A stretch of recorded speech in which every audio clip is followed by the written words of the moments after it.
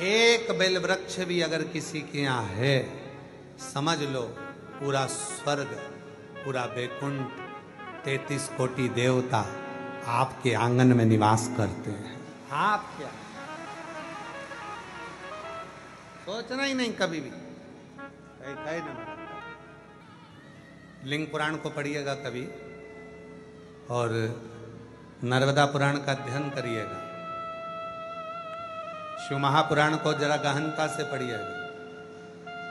Bell वृक्ष की महत्वता को जब आप पढ़ेंगे उसमें वर्णन आता है, जिसके आंगन में 7 बेलपत्र के वृक्ष होते हैं, सोमनाथ उसी के भवन में निवास करते हैं। कहीं 9 बेलपत्र का वृक्ष हो, वहां स्वयं मल्लिकार्जुन का निवास होता है। 11 बेलपत्र के वृक्ष जहां पर लगे हुए होते हैं, मेरा काल अधिपति महाकाल वहीं निवास करता है।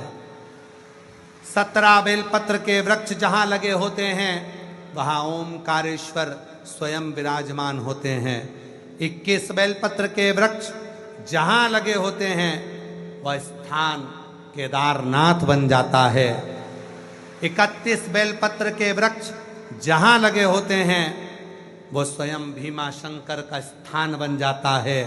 और जहां बेलपत्र की वाटिका होती है, 108 बेलपत्र के वृक्ष लगे होते हैं, वो स्वयं काशी विश्वनाथ का स्थान काशी बन जाता है। वो काशी है। काशी में गंगा ज्ञानवापी, मसान काशी का मणिकर्णिका घाट और काशी का विश्वनाथ। बेलपत्र के वृक्ष जहां आप कुबेरेश्वर धाम आते हो तो ये सब चीजों का दर्शन आपको होगा। सामने बेलवाटिका, अंदर जाओगे तो बेलपत्र के वृक्ष, पीछे बटकेश्वर पर जाओगे तो उसके पीछे बेलपत्र के वृक्ष।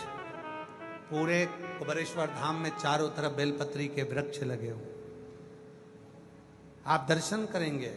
कुछ वृक्ष छोटे हैं, कुछ बड़े। जैसे काशी में शमशान लगा हुआ है, वैसे ही वैसे कुबेरेश्वर धाम पर पीछे की ओर शमशान बना हुआ।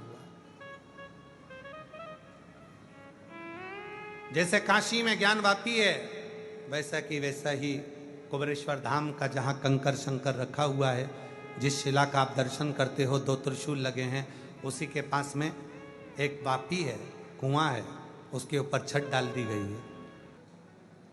हृदय से जब हम शिव को पुकारे, शिव क्यों, एक बेलपत्री का वृक्ष भी अगर अपने घर के आंगन में है, गमले में है, एक बेलपत्री का वृक्ष भी यदि हमारे यहाँ लगा है, समझ लेना संपूर्ण ब्रह्मांड का अधिपति भगवान शिव, भगवान नारायण और ब्रह्मा 33 कोटि देवता के साथ में हमारे यहाँ पर विराजमान है। हमें कहीं जाने की जरूरत नहीं, स्वयं।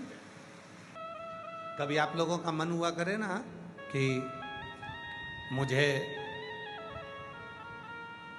अयोध्या की परिक्रमा करना है, वृंदावन की परिक्रमा करना है, काशी की परिक्रमा करना है, उज्जैनी की परिक्रमा करना है, नर्मदा की परिक्रमा करना है, गंगा की परिक्रमा करना है, सरयू की परिक्रमा करना है।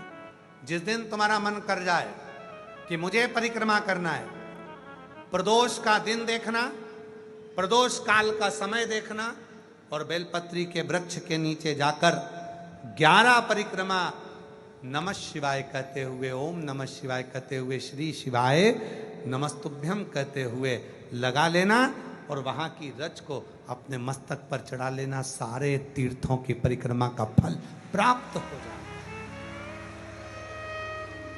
एक बेलपत्र के वृक्ष की परिक्रमा सारे तीर्थों के परिक्रमा का फल दे देती है। एक बेलपत्र के वृक्ष की परिक्रमा सारे सरोवरों के तीर्थ का परिक्रमा का फल प्रदान कर देती है। वो बेलपत्र का वृक्ष कोई साधारण नहीं होता, जिसके नीचे स्वयं गौरी शंकर निवास करते हैं, स्वयं गौरी शंकर।